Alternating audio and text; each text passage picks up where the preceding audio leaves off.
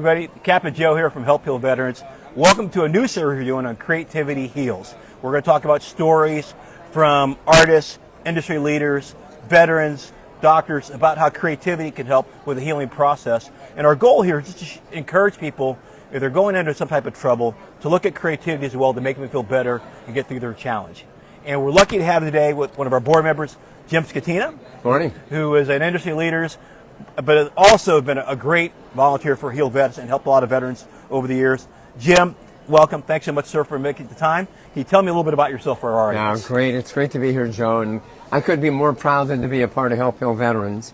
I'm a 40-plus year veteran of the creative industries, so I've had this full spectrum of watching the happiness and joy that creative activities bring to human beings. And my experiences run the gamut from businesses that impact children.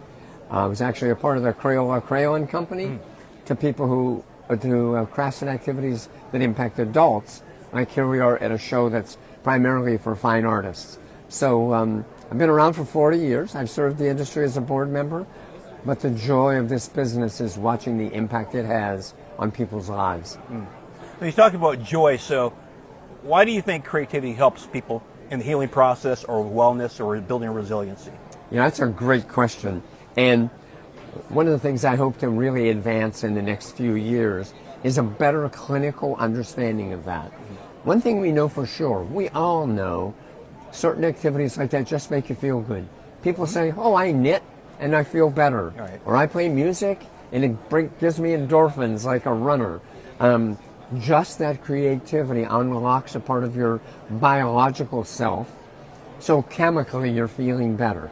We want to understand that more. There's plenty of research out there, but we know at the very highest level, when you change your focus from whatever dark cloud might be surrounding you that day onto something that you're creating yourself, it relieves you of that burden.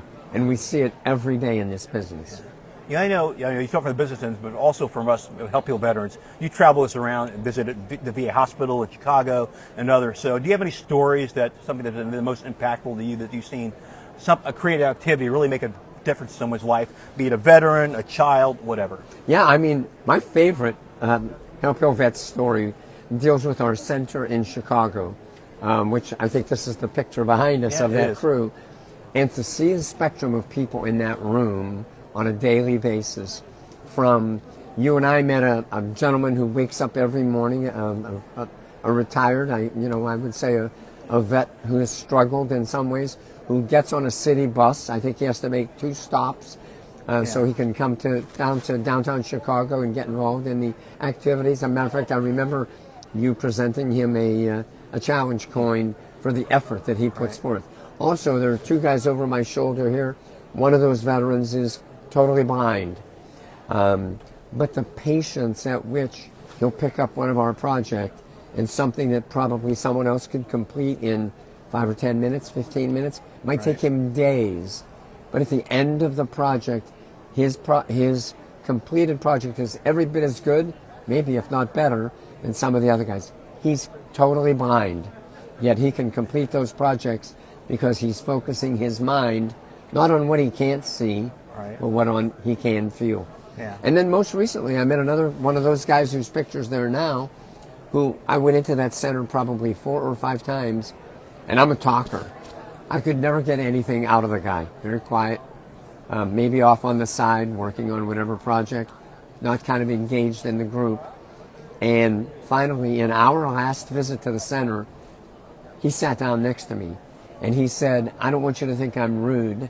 I'm not very talkative. I know you talk to all the guys, but here's my story. Yeah. And I think being in that creative environment allowed him to tell his story. Otherwise, he was trapped in his own body.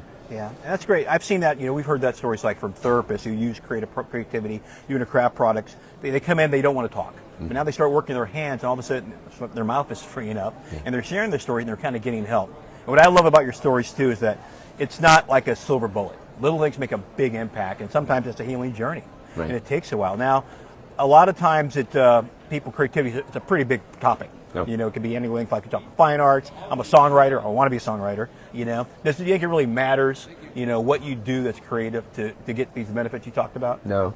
You know, I think we all have a human body. Some of us are better at throwing a football. Some of us are better at playing a piano. It's how we use the God-given abilities that we have, and then chasing that creative dream that makes us happy. Music, art, physical therapy, whatever it is. Again, changing the mind from thinking about what's wrong to thinking about what's right. You know, sometimes it seems people are kind of afraid to take on something that's kind of a creative or a creative project. You know, like you're a kid that's like, well, my stuff doesn't look good. You know, or a veteran, you know, or an active military guy. I'm a big tough guy. You know, I don't do that touchy-feely stuff.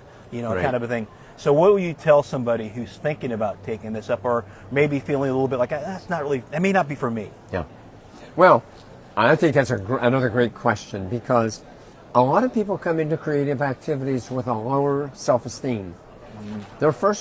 They're inspired when they see a painting or hear a song, and they say, I want to do that. I want to be a songwriter. I want to be an artist, but I can't. Right? Self-esteem down. And then if they're guided through inspiration and education and patience, when they finally complete that project, no matter how perfect it is, someone's going to say, you did that yourself?